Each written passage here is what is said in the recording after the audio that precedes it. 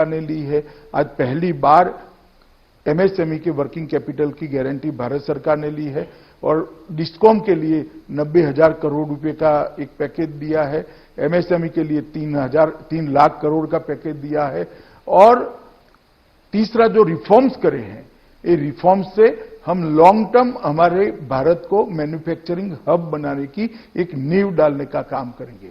मैं मानता हूं कि मोदी जी की इस रणनीति को, जिन्होंने 6 दशकों तक अपने परिवार के लिए ही सोचा है और सत्ता का सुख ही सिर्फ भोगा है, वो परिवार ये रणनीति को नहीं समझ सकता, क्योंकि इनके पास बहुत मौके देश की जनता ने दिए। देश वहां का वहां रहेगा, परिवार मजबूत होता गया। अब समय आया है, नेतृत्व ऐसा आया है जो देश को मजबूत करना चाहता है और देश की जनता इसके साथ है। अमित शाह जी, मैं जरा चाइना की ओर मुड़ता हूं। चाइना से जो हम लोगों को जो मैसेज आ रहा है वो थोड़ा गंभीर दिखाई देता है। चाइना ने अभी जो हाल में हांगकांग के संग और ताइवान के संग भी करने की कोशिश की है, उससे उनका इंटेंट साफ नजर आता है। भारत में आप इस प्रॉब्लम को कितनी गंभीरता से देखते हैं? क्या चाइना सच में एक घुसपैठी की तरह अंदर घुस आया है? और लाइन ऑफ एलएसी की जो बात है उसमें आपको कितनी गंभीरता से इस इशू को आप ले रहे हैं? देखिए, एलएसी की सवाल को कोई राष्ट्र, कोई सार्वभौम राष्ट्र हल्के से नहीं ले सकता।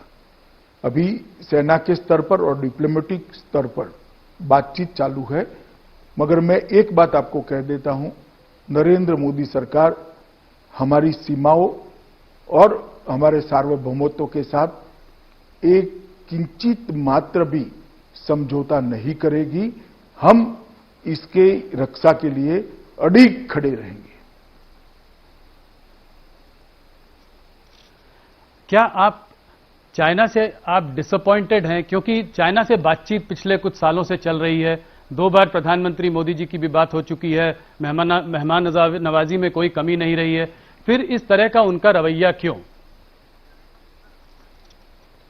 देखिए, मैंने कहा ना, अभी डिप्लोमेटिक स्तर पर और सेना के स्तर पर, दोनों स्तर पर बातचीत हो रही, मगर किसी से हमें डिसअपॉइंट होने की जरूरत नहीं है। हमारी नीति अफर है, अडिग है कि हमारी सीमाओं का ना कोई उल्लंघन कर सकता है, ना हमारे सार्वभौमत्व पर कोई सवालिया निशान लगा सकता है। इसके साथ कोई कॉम्प्रोमाइज नहीं होगा। और डिसअपॉइंटमेंट तो तब होता है जब विफलता मिलती है, विफलता मिलने की कोई संभावना नहीं।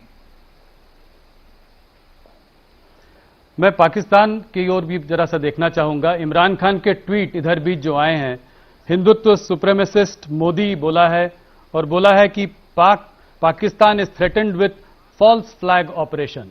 इस बात को आप कैसे देखते हैं?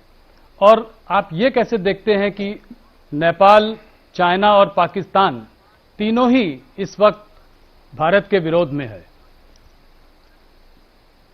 देखिए, अभी सब अपने अपने यहां कोरोना के संकट में हैं, मगर आप एक बात मैंने आगे जो कहा वो समझ लीजिए, हमारी सीमाओं की सुरक्षा के लिए ये सरकार कृतनिश्चयी है। और जहां तक फॉल्स फ्लैग ऑपरेशन का सवाल है, हमने कभी किसी की सीमाओं का उल्लंघन नहीं किया है, मगर किसी ने हमारी सीमाओं का सम्मान नहीं किया, हमारी सेनाओं का सम्मान नहीं किया, तो उसको सबक सिखाने से भी हम पीछे नहीं हटे हैं, चाहे सर्जिकल स्ट्राइक हो या एयर स्ट्राइक हो। ये हमारा रिकॉर्ड दुनिया के सामने अब प्रस्थापित हो चुका है और हमारी रक्षा नीति भी अब व्याख्यायित हो चुकी है। कोरोना के मामले में अमित जी, पॉलिटिकल गर्मी भी बहुत है, ये पॉलिटिकल मुद्दा भी अपने आप में बन चुका है। सबसे पहले मैं आपसे ये जानना चाहूंगा कि ये कोरोना वायरस के स्प्रेड में आप तबलीगी जमात का कितना बड़ा हाथ मानते हैं?